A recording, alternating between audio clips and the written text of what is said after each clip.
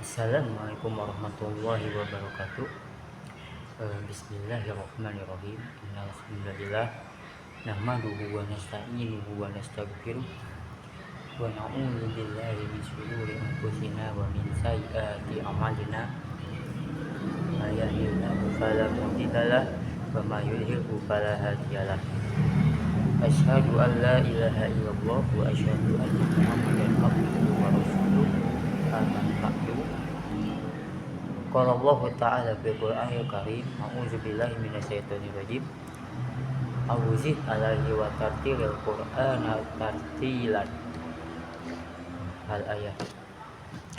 Para hadirin yang menonton YouTube ini yang dimuliakan Allah Subhanahu wa taala, mari kita panjatkan puji serta syukur kita kepada nikmat Allah yang telah diberikan kepada kita, utamanya itu yaitu nikmat Islam, nikmat sehat, dan nikmat imannya. Perkenalkan, nama saya Muhammad Mufti, saya dari prodi PAI 3A. Para hadirin yang dirahmati Allah Subhanahu wa taala, pada kesempatan kali ini saya akan menyampaikan materi tentang metode maktis, yang mana metode maktis ini adalah suatu metode untuk mengajarkan Al-Quran. Nah, tentunya hal ini adalah suatu kewajiban bagi seorang muslim untuk selalu berinteraksi dengan Al-Quran dan menjadikannya sebagai sumber inspirasi, berpikir, dan bertindak. Membaca Al-Quran merupakan langkah pertama dalam berinteraksi dengannya. Nah, lalu berikut ini ada beberapa manfaat apabila kita membaca, mempelajari, dan juga mengamalkan Al-Quran. Yang pertama adalah menjadi manusia yang terbaik. Nah, seperti hadisnya dari Umar Utsman bin Affan radhiyallahu anhu, lalu Nabi sallallahu alaihi wasallam bersabda, sebaik-baik kalian yaitu orang yang mempelajari Al-Quran dan mengerjakannya. Lalu yang kedua itu yaitu dikumpulkan bersama para malaikat. Dari Aisyah radhiyallahu anha berkata, Rasulullah Shallallahu alaihi wasallam telah bersabda, orang yang membaca Al-Quran dan ia mahir dalam membacanya, maka ia akan dikumpulkan bersama para malaikat yang mulia lagi berbakti. Sedangkan orang yang membaca Al-Quran dan ia masih terbata-bata dan merasa berat atau belum fasih dalam membacanya, maka ia akan mendapat 2 ganjaran. Muttafaqun alaih. Lalu yang ketiga yaitu menjadi syafaat di hari kiamat. Dari Abu Umamah Al-Bahili berkata bahwasanya ia telah mendengar Rasulullah SAW bersabda, bacalah Al-Quran, maka sesungguhnya ia akan datang pada hari kiamat sebagai syafaat bagi ahlinya, yaitu orang yang membaca, mempelajari, dan mengamalkannya. Hadis riwayat Muslim. Lalu yang keempat yaitu sebagai ladang pahala. Barang siapa yang membaca satu huruf kitabullah atau Al-Quran, maka baginya itu yaitu satu kebaikan, dan satu kebaikan itu akan dilipat gandakan dengan 10 kali lipat. Saya tidak mengatakan alif lam mim itu satu huruf, tetapi alif itu satu huruf, mim lam itu satu huruf, dan mim itu satu huruf. Hadis riwayat At-Tirmizi. Lalu yang kelima adalah kedua orang tuanya itu akan mendapatkan mahkota di surga nanti. Nah, seperti hadisnya, seperti sabdanya dari Muaz bin Anas bahwa Rasulullah SAW telah bersabda, barang siapa yang membaca Al-Quran dan mengamalkan apa yang terdapat di dalamnya, Allah akan mengenakan mahkota kepada kedua orang tuanya pada hari kiamat kelak, di mana cahayanya itu lebih terang daripada cahaya matahari di dunia. Maka kamu tidak akan menduga bahwa ganjaran itu disebabkan dengan amalan yang seperti ini. Hadis riwayat Abu Dawud. Nah, itu adalah manfaat ketika kita mempelajari, membaca dan mengamalkan Al-Quran. Oleh karena itu tentunya untuk mempelajari Al-Quran ataupun membaca Al-Quran itu tetap kita itu harus tartil atau secara perlahan-lahan. Seperti dalam Quran surat Al-Muzammil ayat 4, Auzid alaihi wa tartilil Quran tartilan, yang artinya atau lebih dari seperti itu, dan bacalah Al-Quran dengan perlahan-lahan. Oleh karena itu tentunya untuk memperlancar baca Al-Quran ini, atau mungkin orang yang tidak mengenal Al-Quran seperti huruf-hurufnya atau buta huruf di Al-Quran itu, oleh karena itu saya akan membawakan satu metode, yaitu metode Maqdis. Nah, oleh karena itu sekarang mari kita masuk ke metode Maqdis. Nah, sebelum ke pembahasannya, alangkah baiknya kita mengetahui apa itu metode. Metode berarti suatu cara yang harus dilalui untuk menyajikan bahan pelajaran agar mencapai tujuan pembelajaran. Sedangkan secara bahasa, kata metode itu berasal dari bahasa Yunani, yakni metodos. Kata ini terdiri dari dua kata, yaitu meta yang berarti melalui atau melewati, dan fodos yang berarti jalan atau cara. Nah, secara istilah, menurut Armai Arif, metode berarti suatu cara yang harus dilalui untuk menyajikan suatu bahan sehingga tercapai suatu tujuan. Dengan demikian, metode adalah suatu cara sistematis dan teratur yang harus dilalui guna mencapai tujuan pembelajaran. Lalu yang kedua, setelah mengerti pengertian metode, maka akan dijelaskan pengertian dari Maqdis itu sendiri. Maqdis adalah Ma'had Al-Quran dan Dirosah Islamiyah, yaitu suatu lembaga yang terfokus pada pembinaan mengenai ilmu-ilmu Al-Quran. Terlebih dari makomat dan qiraat. Di samping itu juga Maqdis itu membuat metode untuk mempelajari Al-Quran dengan praktis, efisien, dan unik. Lalu ada pengertian metode Maqdis.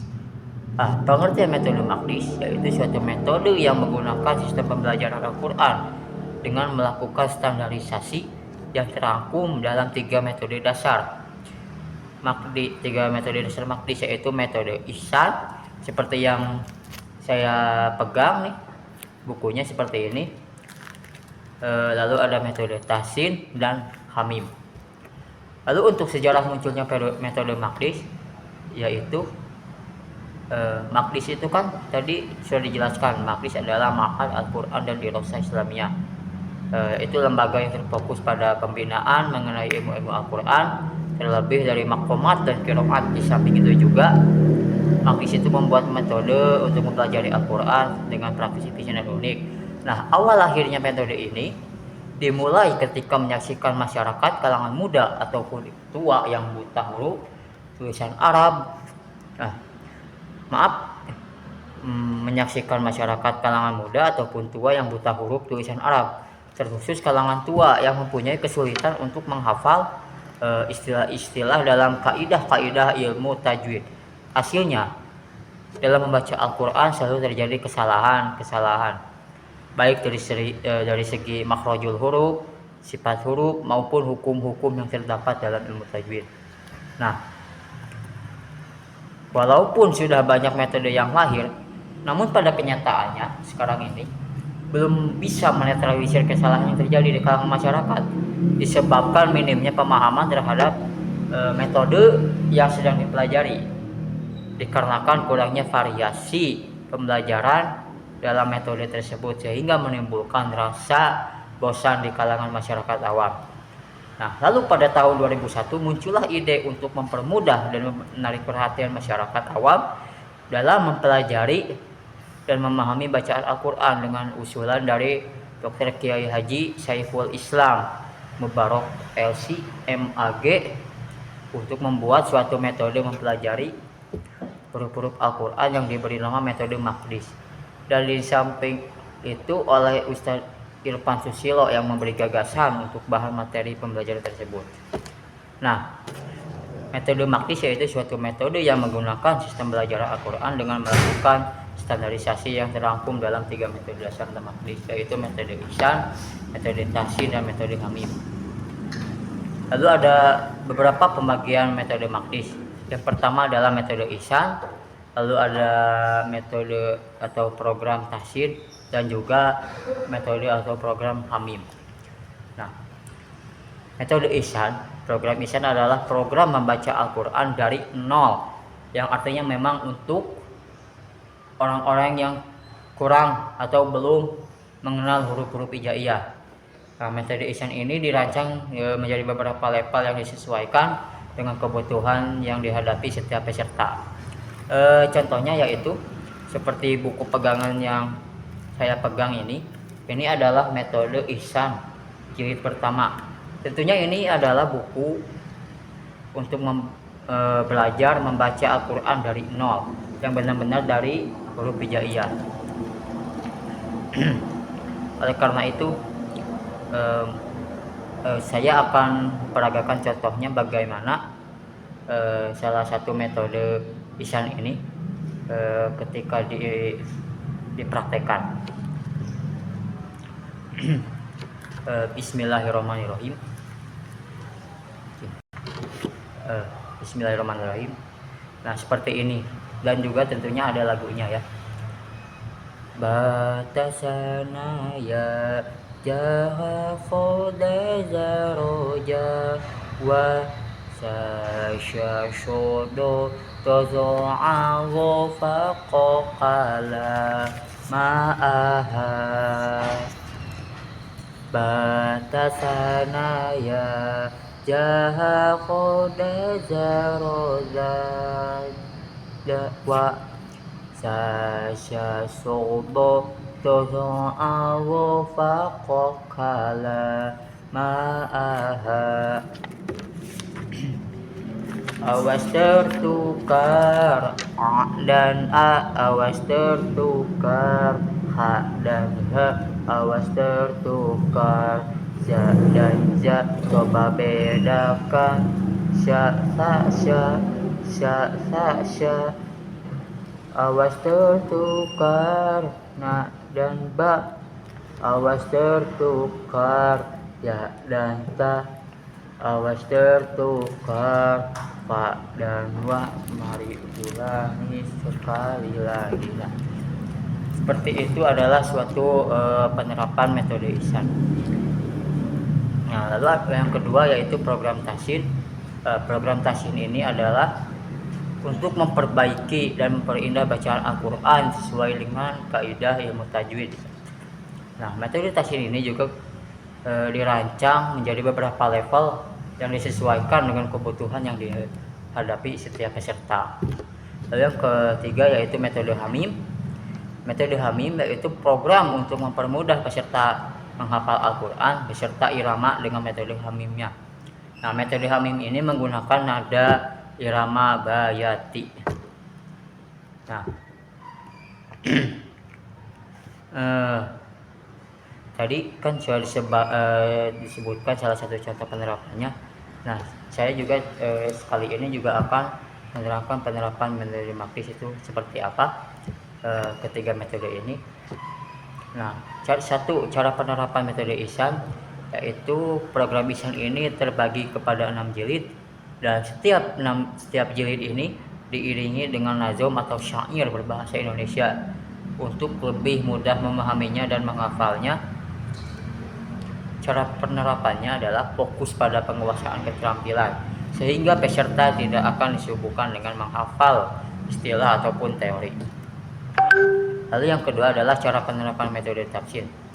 Nah, metode tahsin ini terbagi kepada 4 jilid. Nah, jilid pertama itu membahas tentang 7 jurus unik dan asyik, tujuannya untuk memperbaiki 4 kesalahan umum dalam membaca Al-Quran.